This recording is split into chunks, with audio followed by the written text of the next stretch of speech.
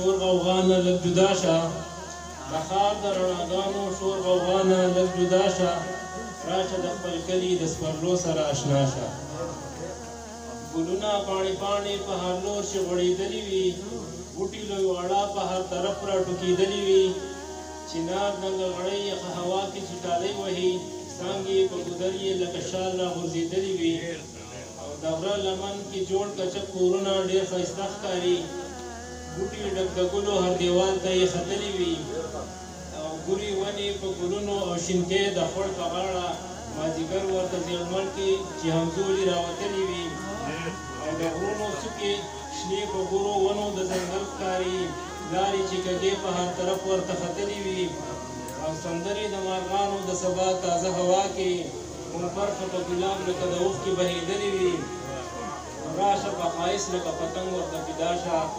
د ښار د رڼاګانو شور غوغا نه لږ جدا شه دلته کې ښایسته وي په همزولو محفلونه شریکې خوشحالۍ وي هم شریک د دوی غمونه خالص وي محبت دلته صفا صفا نیتونه شیندلي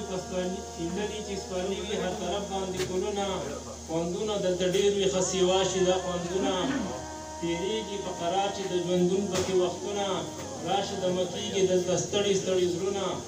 هېر به دې ښارونه شي لږ رنګ په دې ښکلا شه او راشه د خپل کلي د سپرلو سره اشنا شه خدایه دا سپرلی په موږ د امن یو سهار ته هر انسان د تکلیفونو او غمونو را بهر ته کلي مزدورو راته خوشحاله په هر در ته پوره هر یو ارمان د هغه لرې مسافر ته د سپرلي ښایسته وږمو ته یې په کلي ښه بسر ته پښتانه خواره سره یو ځای که یو لښکر که خدمت نه د وطن هر یو زلمی لکه د غر که پټه هره پېغله د حیا په دروند څادر که او د عزت شمله خجګه مو د هر مشر په سر که نو حیران وایي دا قام زما په هر چا باندې بر که بیا به هر طرف ښکلا وي خوشحالي وي سوکالي وي بیا راشه ښه خوشحاله ته د لرې په خندا شه